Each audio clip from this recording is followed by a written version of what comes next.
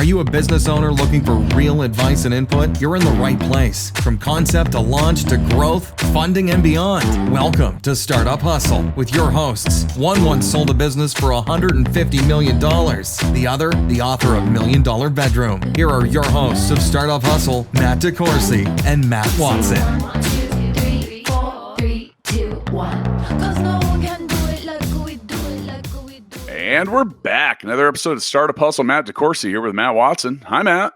Hey, what's going on, man? Well, I was playing with my children, and they said they wanted to play blocks. And I said, guys, we have to start by learning the basics about blocks. And then I remembered that we know Taylor Monks, who is the CEO and co-founder of BasicBlock. So I went to basicblock.io to learn more about his business and realized that I was chasing the wrong information because he is doing something completely different than building with children's blocks. So I'm a little confused and I'm trying to find the right information. While I was on the internet, I also went to fullscale.io and learned more about how to build a software team quickly and affordably, which happens to be the sponsor of today's episode of Startup Hustle. But with us today, as mentioned, Taylor Monks, who's the CEO and co-founder of BasicBlock. Go to basicblock.io so you can learn more about what they do while we talk all about that. Taylor, welcome to Startup Hustle. Hey guys, thanks for having me. I've been a long-time listener, so I'm glad to finally be on the show. Yeah, you've been on our list of people that we would eventually invite when we got away from our reliance on the studio. Anyway, I want to get started. Taylor, I have defined you as one of Nebraska's bright young startup founders, and you've come and visited us in Kansas City before. You're a very impressive guy. You have a great company that's going forward. Give us the backstory about how all this came to be. Oh man, so I mean, it's kind of a long story, but I guess back in, I've always been interested in blockchain. I guess and we don't really necessarily use that a ton now, but when I went to college in 2013, I was broke, super broke, just like everyone else. And ended up, my dad lived in London, so I ended up, using cryptocurrency, specifically Bitcoin, to, for the core functionality of peer-to-peer money transfer. Fast forward through kind of my college career and got involved in startups, got the opportunity to work in some pretty amazing companies overseas. Some alumni ended up sponsoring that, and then ended up kind of checking my Bitcoin wallet in 2017. Had about like 60, 70 grand in there that I used to start BasicBlock. And then kind of the rest is history after that. I mean, it was a long road, tons of miles in trucking companies and truck drivers, like inside their cabs, like basically hitchhiking. But we're really excited and happy to share more about what we're building and more specifically the details of how we got here, which are wild. Let's talk more about the problem that you solve and how you do that to give a basic understanding of what it is that you're doing. Yeah, so fundamentally we solve a cash flow issue for trucking companies. They don't get paid for 30 to 90, sometimes 120 days. So we kind of built, it's wild. It's wild that they have to wait that long. So we kind of just built what I would call as a cross between Expensify and Dropbox. So it's a document scanning solution that truck drivers use. They scan in all their receipts and their bills and their rate confirmations. We do some OCR, NLP, and image detection on the background to actually read those documents and kind of form a freight bill. We then simultaneously take all those documents and put them to the back office in their transportation management systems, which are just like a CRM. And then we charge for that SaaS model, but then we actually fund the invoice on the backside. And we take a % of the invoice for actually funding it immediately. So we can fund a truck driver's invoice within 4 hours, 5 hours, depending on how busy we are, rather than them waiting for the 90 or 120 days. Well, that's a big deal. Yeah, it's definitely a big deal to them. We've seen a lot of people be interested in it, especially with kind of COVID going on and all those things. People need their money quicker. And the demand for truckers has just skyrocketed with everyone wiping out the stores. So we were really lucky that we kind of had this COVID-proof business. In fact, you could argue that it helped us close our seed round, which was kind of amazing. I'm interested in learning about, you're not a trucker and your dad wasn't either, right? No, so I'm not at all. I have literally no background. I don't even have a friend in trucking. How did you understand there was a problem worth solving here? I mean, where did that even come from? Yeah, so back in 2018, so after I moved to London, I dropped out of college in 2017 after I made that money in Bitcoin. I moved to London. Congratulations. Yeah, my mom was not pumped about it. But I ended up dropping out of college. I moved to London to kind of seclude myself and figure out what I was going to do. Come 2018, I landed in Omaha, Nebraska, and my mom picked me up. At the time, I had just dropped out of college. I broke up with a long-term girlfriend. I turned down a ton of jobs at some Silicon Valley companies as a PM, and my mom was pretty much screaming at me. And she was like, you just threw your life away. What are you going to do next? Like, what are you doing? You're moving into my basement. And we were driving north out of Omaha, and there's a bunch of trucking companies that just happen to be right by the airport north there. So I literally just looked out the window and told her I'm going to work with trucks. And she was like, you know nothing about trucks. And I kind of just said, give me a year and I'll figure it out. That's really it. When you say trucks, you mean like the big yellow ones? Because that's what my little kids do too. When I see them, they're like the big construction things. I'm going to play with those when I get older. Yeah, we mean like big semis. So like the 18-wheelers that are driving down the interstate. So we had just had a bunch of those that were there, and it was just like, it just kind of happened. I think though there was a bigger meaning to it than that. When I really stepped back and like started to research, I realized that the Midwest was like really good at a couple things. And I realized like we have really 3 niches that we can really build great companies in. And a lot of people would argue that, but I feel very strongly about, and it's become almost a running joke now that I say, the Nebraska is really good at 3 things, and that's corn, college football, and trucks. And we just happen to pick trucks. That's just kind of how it works. This is right up your alley, Watson. This is the kind of business that you love, isn't it? I do. I like these kinds of businesses that are in the background, working away that nobody knows exist. Matt has a fascination with, and don't take this the wrong way, with what he calls boring businesses. Well, we call them unsexy. Yeah. Yeah. And well, sure. Yeah. But in the, I don't know, we're probably around the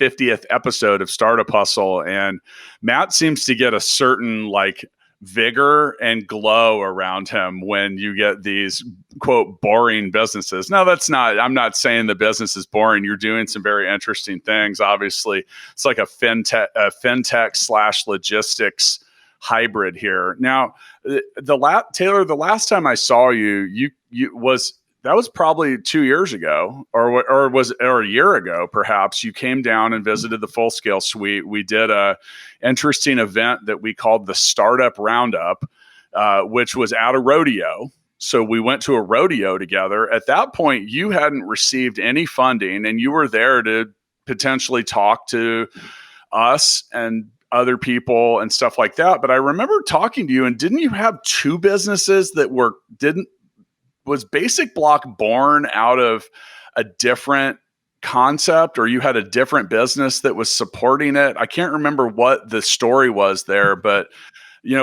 how did that come about? And are you still doing the first business? Did you split that into something? Am I off there? Because I feel like that was part of the origin story. Yeah, so I was originally at another startup prior. I was the first employee there. So kind of like in the end of 2017, we probably met 2017 or maybe just at the end of 2018. It would have been 2018, yeah. Yeah, so I think at that time I was probably full-time at BasicBlock. I think I don't think I was doing anything different. I think come 2018 I was full focus and only on BasicBlock. So I don't think I had any side hustle. I know that at the time, probably when I was down there, I was doing Solarion studies. So I was like getting injected with drugs in order to fund the company. They're like clinical research trials, I guess is what you call them. So I was doing. We're gonna go back and amend the raising capital episode to include plasma transfusion and blood donation. Matt, that's how you started all your businesses, right? Yes. Yeah. Absolutely. Okay. Yeah, there were other illicit things I was doing that I don't want to be recorded talking about, but right. Yeah. we were doing, I think at the time, we were doing clinical research trials. So it's where they are first testing drugs on humans. We have like a spot in Lincoln called Solarion, and they pay you like $5,000 to go there. Wow. And I would go and get injected, hopefully with the placebo drug, not the real drug. And that was like what was paying for pretty much most of my salary at the time while we had started up BasicBlock. Yeah, when you got to pay that server hosting bill every month, you got to go donate plasma, you got to go take weird meds, you got to be a guinea pig. Like, yeah, you just got to keep paying that server hosting bill. Yeah, it was fun though. Next time we get a startup pitch and someone wants full scale to invest in their business, or we're giving away resource credits, that's a new question. Like, have you donated any type of bodily fluid or been injected with anything else in order to raise capital for your startup? If the answer is no, then you just don't want it that bad. Yeah, you haven't tapped out all your options yet. Yeah, we're not gonna check that box, which I think we should give 80% weight to going forward.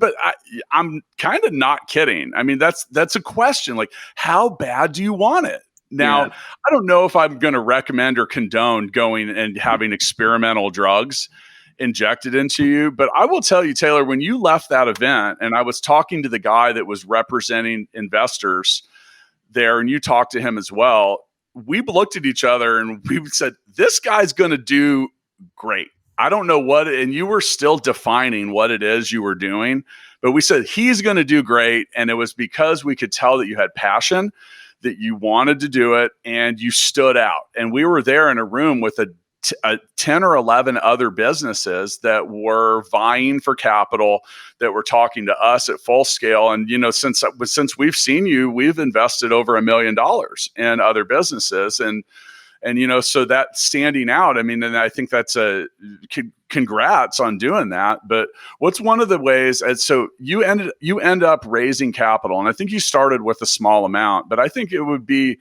very interesting and useful if you could tell the story about how you, you made it through the trials. Yeah. How did you raise capital after that? Because look, we're here in Kansas City, and people complain enough about trying to raise money for a startup in Kansas. Yeah. Dude, you're in Lincoln, Nebraska. Now, Nebraska, no offense, Nebraska, because we love you, but that is, if Kansas City is on a metropolitan basis is like a not sexy market. Okay, yeah. Lincoln. And I mean, Omaha has Berkshire Hathaway, and if that wasn't there, people would be like, "Dude, where's Omaha?" Yeah, and I think that talk about raising capital in a micro market.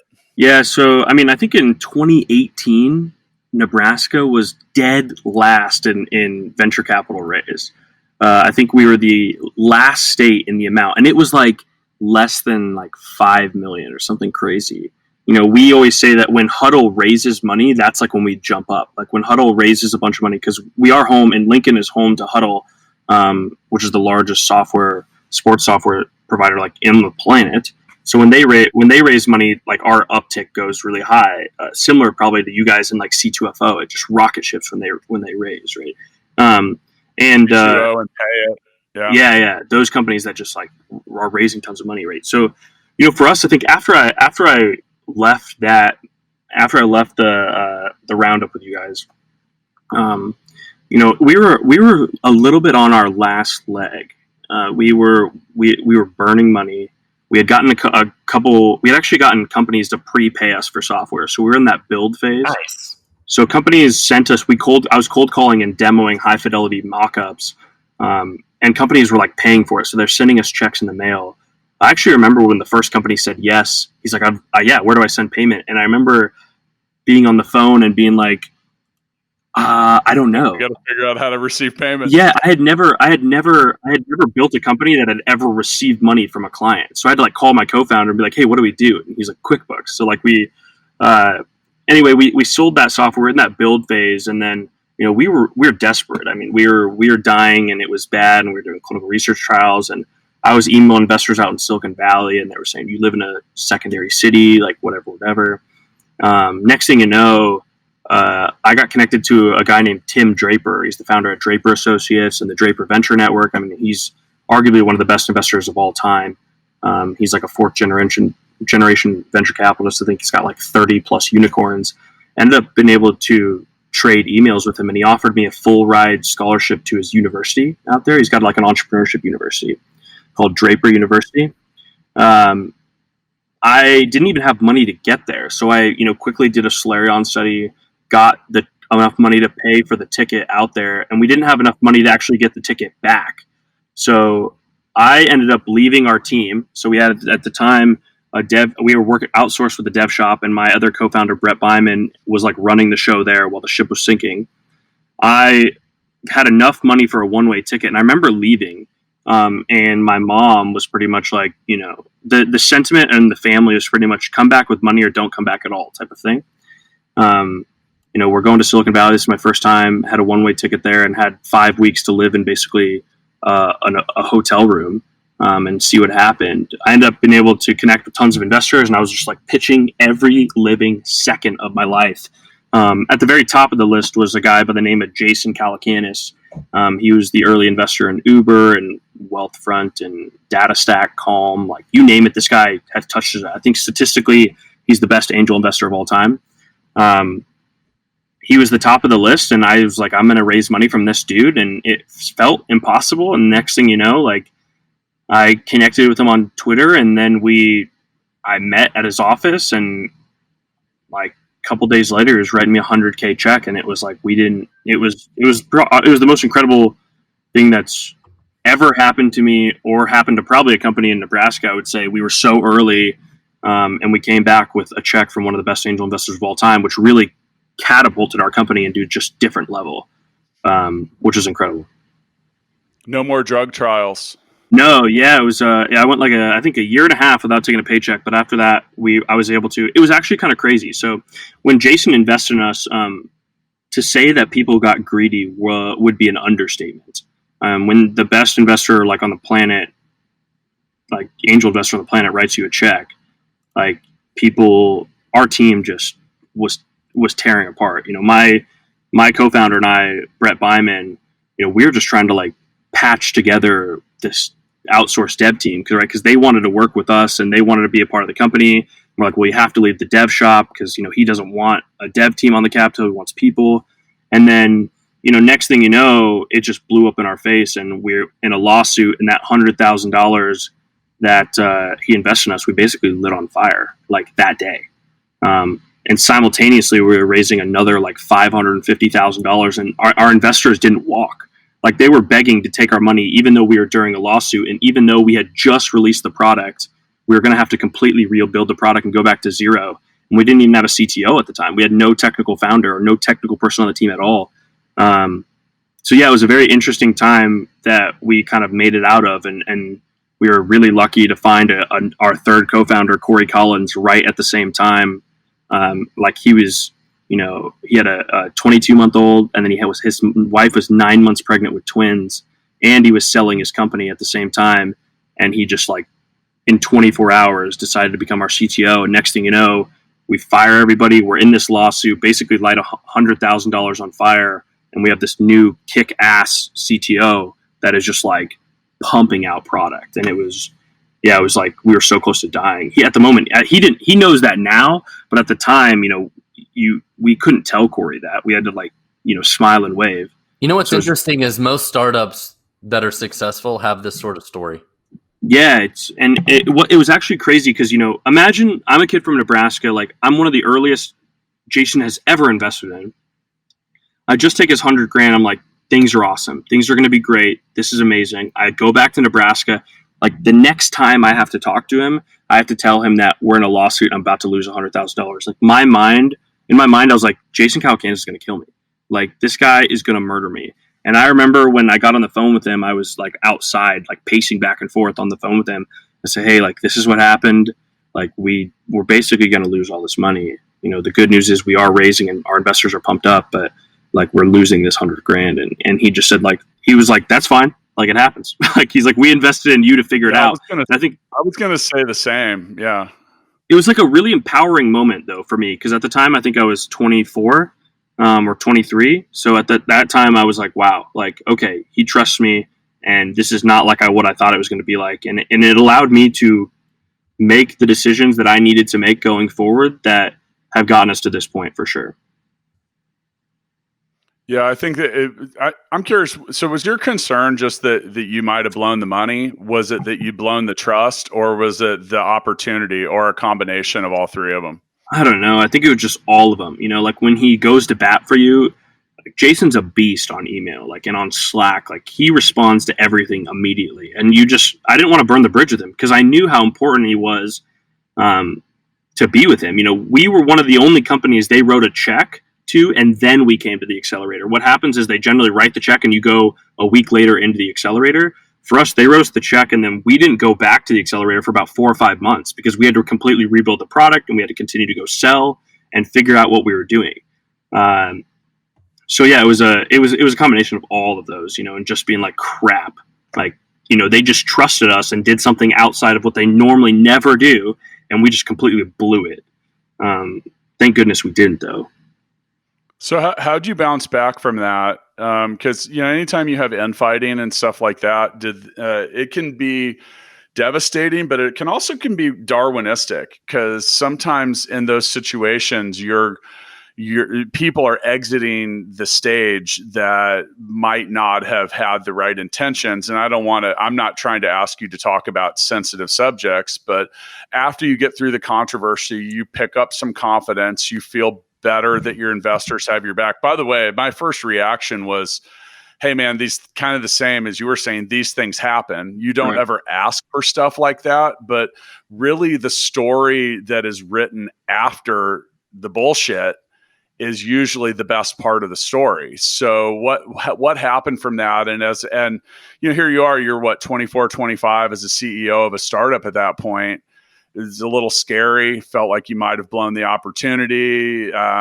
You know, like, oh God, have I ruined my life or whatever? But how'd you bounce back from that, and how'd you become a stronger company and continue to raise more money despite having some controversy?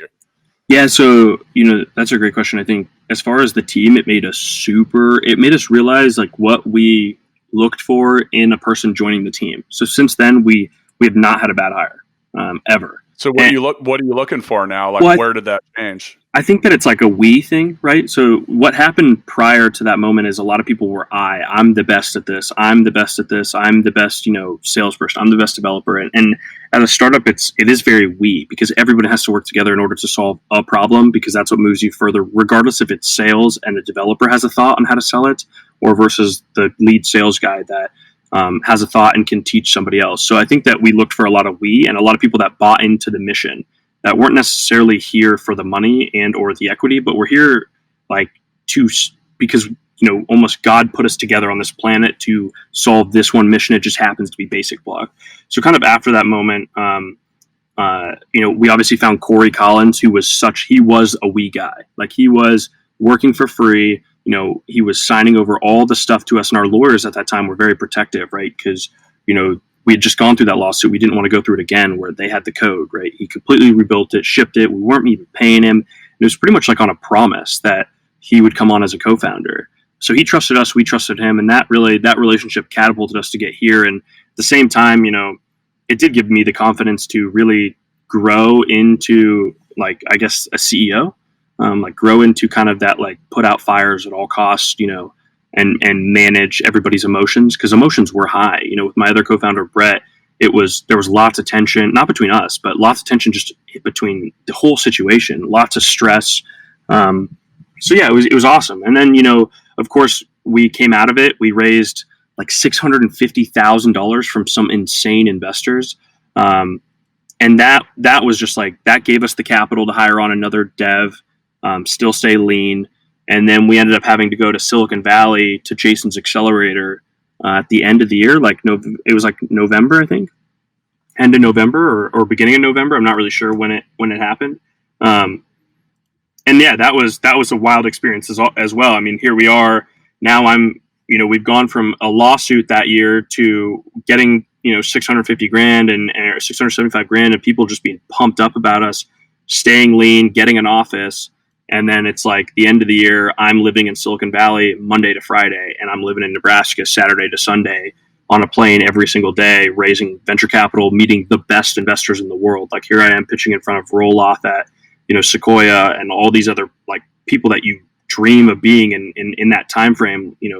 Like we're talking 8 months. I go from my mom's basement to like full on in the moment, in the spotlight with the best investors in the world. It was you almost didn't really have time to like enjoy it. You were just kind of living it and going, because at the same time you're also trying to build the company, which is really tough. Because at the same, company, the investors are tracking us week over week.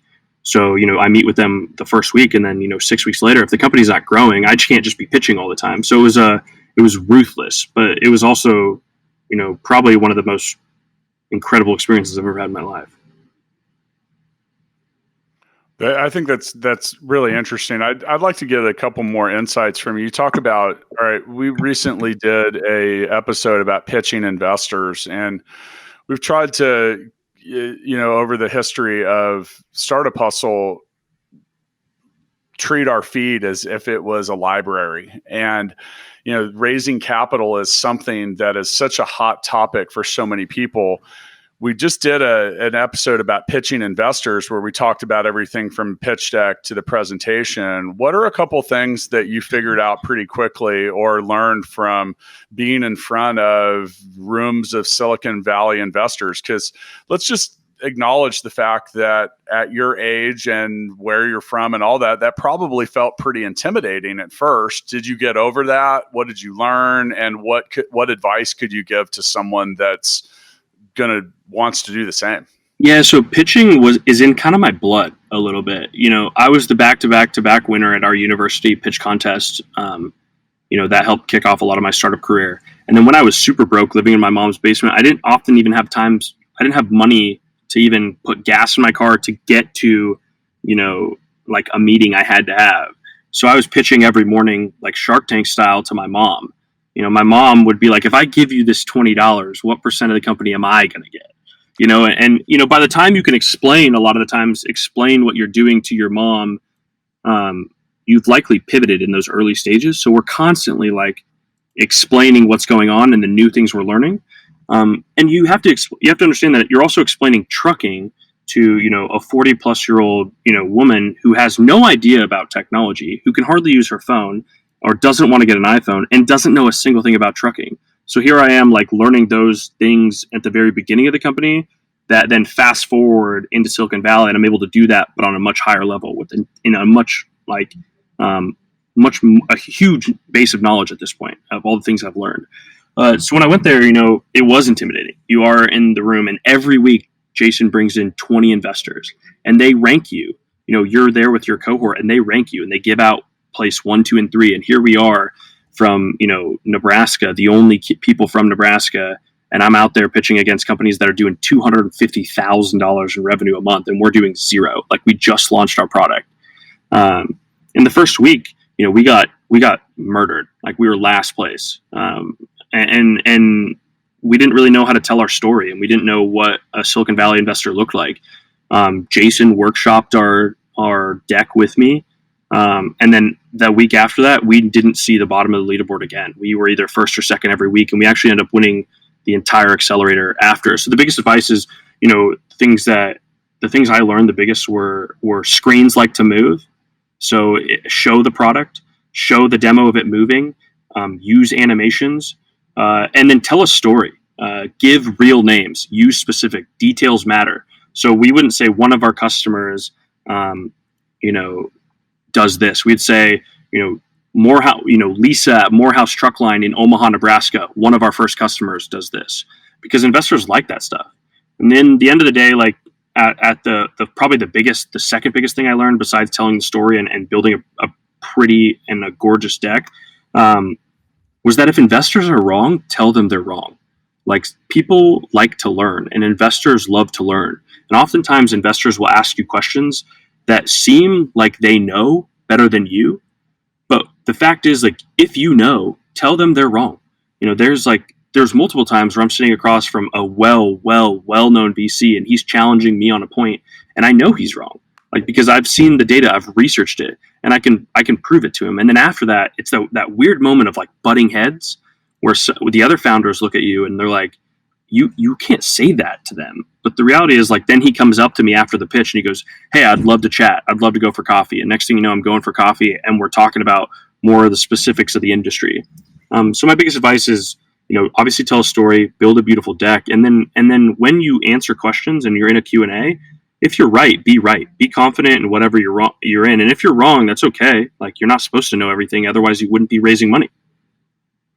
Let's go back to the challenging part, and because I don't think that's done like, hey, fuck you, you're wrong. Yeah, no, because that isn't going to work. But No. at the same time, I think you're right. I can't remember the phrase. It's like fortune favors the bold or something like that. But it keep in mind, when you're in front of people that are hearing pitches all day, you got to stand out. And they want to see people that are strong, that are bold, that are leaders, that aren't afraid to speak up. And Right. At the Full Scale office, we try to train our developers to do that. We refer to it as critical thinking. Like, if you spot an error in an issue, you have to know when to speak up. You have to present the problem, present the solution, and be able to back it up. So what was your approach? And once again, like, I want to set the table here.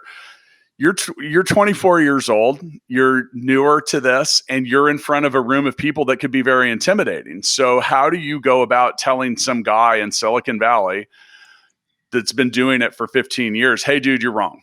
Yeah, that's a good question. I don't necessarily know. I think I don't know if I was like born with that or what some wild chip that I have on my shoulder that I'm able to sit in there and battle it out. I think of a lot of investors like, I played college football and I was lucky enough to have my stepdad as my coach. So I think of investors like coaches.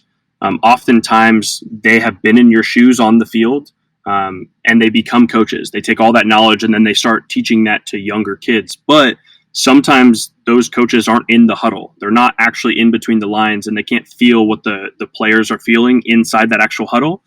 So sometimes you have to come outside the huddle and tell your coach, this isn't the right play or this isn't the right move. I feel this. I have this gut feeling. I have these insights that you don't, because you're not in it day to day.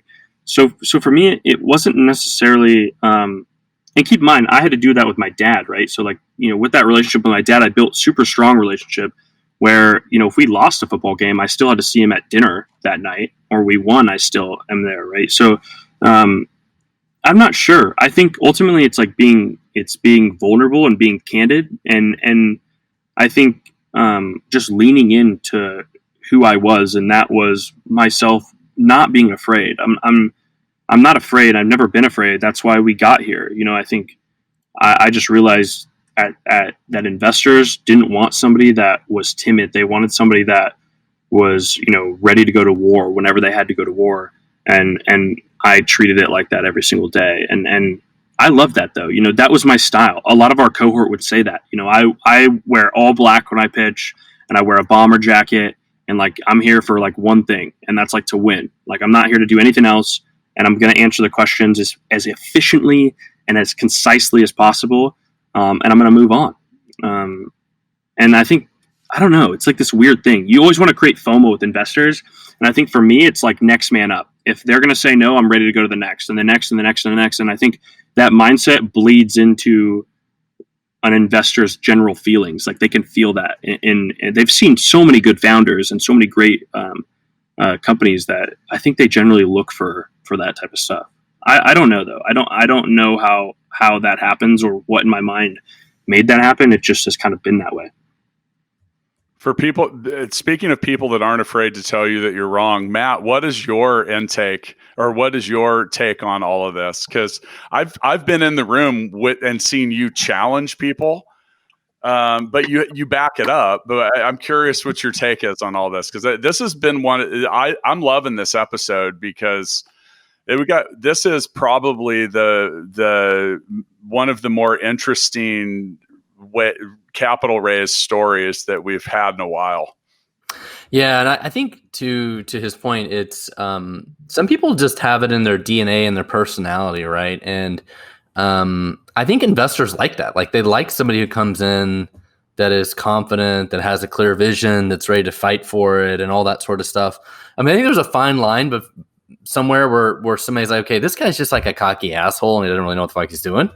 Like, I agree. Then you go too far past the line, right? But I think investors like that, and I think you're absolutely right about the next man up part of it. Like, it's a numbers game, and I've been through the capital raising part of it myself some, and it's a full-time job, long battle, not something I would ever recommend anybody do. And the only way you survive it is that mentality. You just know, like, I got to get 100 no's until I get the yes, and it takes a certain personality to grind through it and get up and do that song and dance 100 times, knowing you're going to hear no 100 times, but you got to persevere through it. Yeah, I always say, like, people ask me, like, what that's like, and I'm like, I don't think about the no, like, I think about the yes, like that injection of like nirvana that you get when you get the yes is like the most incredible feeling in the entire world. And I think that's like what I don't even like, the no, like, doesn't even faze me. It's like a bug on the windshield, but like, I know that I'm just chasing for a yes. And I enjoy that. I mean, capital raising is something that I obviously I love to do. And that's why I'm the CEO. You are freaking twisted. Yeah, and I think you have to. I was going to say words not commonly spoken on the podcast equal I love raising capital. Well, it's usually the exact opposite. I think people like cashing investment checks, but no one likes the process. But I mean, it also sounds like you had, a company that a lot of people were interested in, right? So yeah, that made it a little easier. Yeah, we had this really interesting niche, like right? It's like being the cute girl and the guys just sort of line up. Yeah, but dude, he had some other things though. Let's be realistic. Yeah. When you're flying in from Lincoln, Nebraska, and you're talking about your tech startup, like, you know it. You know how that goes. Yeah. I mean, we deal with it from people looking down on Kansas City. They're like, do you have cows? Yeah, man, I'm a cattle farmer. That's why I'm here to talk to you about my software startup. It's like, what the fuck? The beautiful part of that though is we leaned into it. Like, my first line was like, my name's Taylor. I'm the CEO and co-founder of BasicBlock, and I'm from Nebraska. And in Nebraska, we have three things, and that's corn, college football, and trucks. And every investor would be like, that makes sense. And like, it was like, that was the line. That's my opening line in every pitch. And an investor looks at that and they would laugh and they'd be like, that makes sense. Like, yeah, I get it. You should have said big trucks. Yeah, well, yeah, for real. And it's just that I liked it. Like, I like, and then I think you realize, right, I am 25. But then when an investor sees me pitch and then they get me one-on-one, they realize, like, I think they realize very quickly that I might be 25, but we have an insane team who's much older than me. And at the same time, like, I have a lot more knowledge than most founders, that I would like to think anyway. I mean, at least a lot of investors have told me that, I've learned a lot and I've gone through a lot in an early, stage at the company that has gotten us here. And that has forced me to grow a lot as well. So while I'm 25, I don't necessarily think that I act that way. I've gone through enough that has progressed, my mental age far beyond like where I'm at, just, physically, I would say. Well, one of the impressions I got, and I went and looked back, it was 2 years ago when I last saw you in person. And, there are specific characteristics in some people that stand out. And I knew that you would be effective at selling and as well as raising capital, but it's still intimidating at the age. At 25, I think that people start to come into their own. You start to realize whether you want to settle for being a waiter or if you want to be a CEO of a company. And you kind of just, prior to that age, really not a whole lot that you've done is super is it matters. It's easy to tell yourself at that age that it does, because I've been there. At 25, I had then at that point dropped out of 4 colleges. I had been a bouncer at a bar for 3.5 years, and I had to decide if I wanted to do something with myself. And, I got into sales and chased some stuff down. At that point, the concept of a startup, now that was right around the time that the .com bubble had burst, which you might have been born right around that time or shortly prior to that. So it kind of tells you how old I am. But I think that the scrappy part of anybody's existence is, you talk about, like, don't be afraid to accentuate that part. And like, what are your superpowers? And we've been having this discussion. Like, I asked Matt the other day, because we were wanting to create some training programs for our own company. So I went and asked all the members of our C-suite, what are you a subject matter expert at? And then also, what are your superpowers? And those are things that are real easy to create content around, because if you're a subject matter expert, you need no preparation to have the discussion. What are your superpowers is an interesting question, because that tells me as a CEO at Full Scale, I need to align you with the things that you think you have exceptional ability for. So I'll ask that question now of you, Taylor. What are your superpowers? I think you've defined what many of them are, but I'd like to hear you actually give us a couple of them. Well, I think that the first thing that I think would come to mind is I'm a great storyteller. So I'm able to tell our story and our vision, not only to, and I think that translates. So I think that my biggest superpower has got to be I'm a great storyteller. I can do that with investors. And then the second thing is probably I'm a good recruiter. Like, I know what I'm looking for, and I understand the challenges that we have as a business and where we need to address them.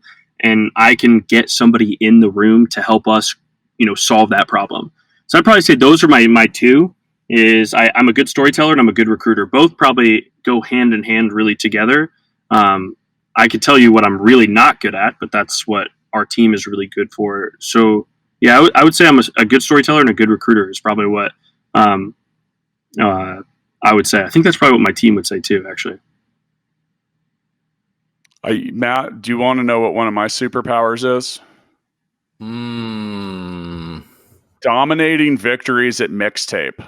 And it's time, because we haven't played for a while. We got 3 people. Yeah, and I'm inventing a card for this one. Okay, so mixtapethegame.com, available on iOS and Android. I'm going to read a scenario. We're all going to name a song that we think comes to mind. We will vote. You cannot vote for yourself. Do I have to go to this? Do I have to go to the website? You do not. Oh, I'm going to read the scenario, and I'm inventing one right now. What song is playing while you're driving your 18-wheeler full speed across Nebraska? Is this where I get to answer mine? Anybody can answer. This is where we're all suddenly thinking. So if you as a listener smell something burning, that is just us trying to figure out what our answers are. Watson's cheating. I can see him Googling stuff. Mine's got to be Back in Black, AC/DC for sure. Iron Man with song. Trucking by the Grateful Dead. That's a good one. I got to go with Rollin' by Limp Bizkit. Dude.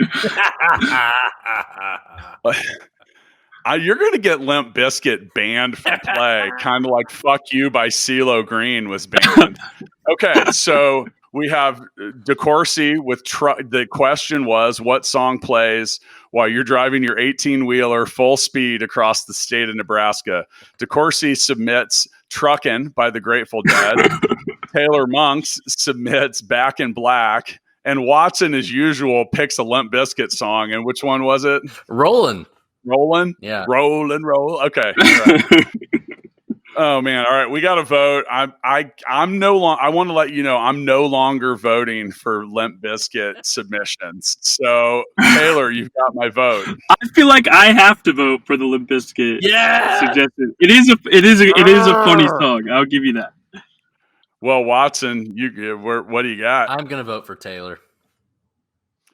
Congratulations, Taylor Monks is the winner of this round of Mixtape. Mixtape the game.com. Check out, download the app. It's fun. It's fun to play. You learn a lot about your friends and family when you play Mixtape with them. Well, once again with us today, we have Taylor Monks, the CEO and founder of BasicBlock. You can learn more about them by going to basicblock.io. We end episodes of Startup Hustle when given the opportunity with what we call the Founders Freestyle. Taylor, we talk about a lot of stuff during episodes. This is your chance to either give advice, clarify something that we might have missed on, perhaps sing the song that you picked for Mixtape. It's a freestyle. Go ahead and let it roll. Yeah, no, I think my biggest piece of advice for listeners is to stick to the mission that you're on. There's a lot of things that go wrong, and that's totally okay. And if you have this wild desire and this want to build something, you're gonna do it, and you're gonna do whatever it takes to get it done. And I think that the more people that double down on that, and especially the more people in the Midwest that don't be afraid to get on a plane to go raise capital, or don't create an excuse just for your location. It's really important. We can build really solid, incredible companies here in the Midwest, and more kids my age should try. Right now is especially the best time to do it when your age and your costs are low and you don't have a family. So I guess my advice and my thoughts are just keep grinding it out, and I'll keep listening to Startup Hustle, and hopefully, who knows, maybe when we hit the unicorn status, I'll come back and say hello. We'll have you back before then. Mr. Watson? Well, I want to say Taylor is the type of human we need a lot more of around here, and Nebraska has got to be happy because now they have corn, football, trucks, and technology. Right? And right. They've got football technology and truck technology. That's right. But, which is awesome. But I mean, I think you don't know anything about trucking. You're not a software developer, right? No, I'm not. No, never done this before, but you started a business and making it work. And I mean, living the American dream as an entrepreneur. And I love it. I love the scrappy part of it. And I think the big key here is almost every successful startup has some moment where they were almost totally doomed. Usually that moment happens a couple times, right?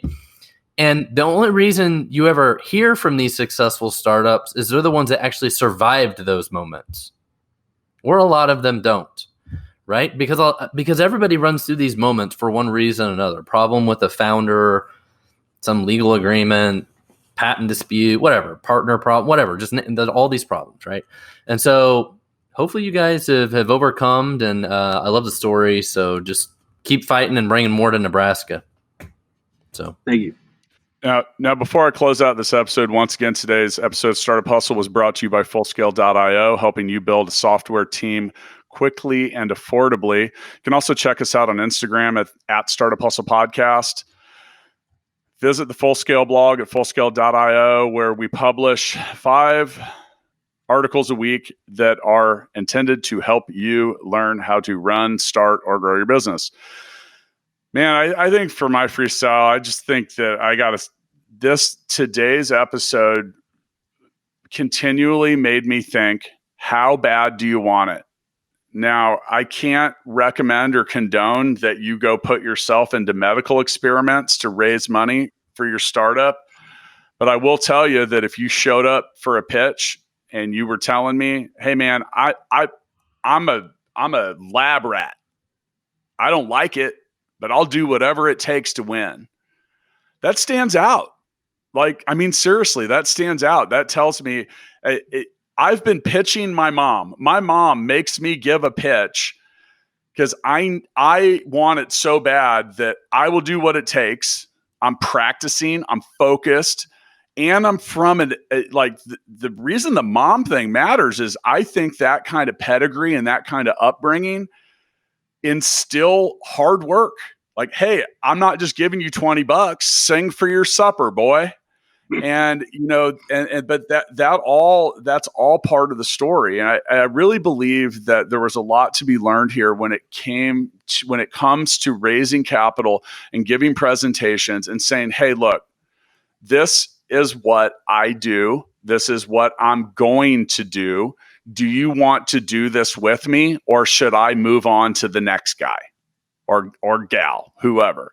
And that is a good mentality to take it, understanding that you're not going to immediately get what you want and hear yes from everybody you line up next to.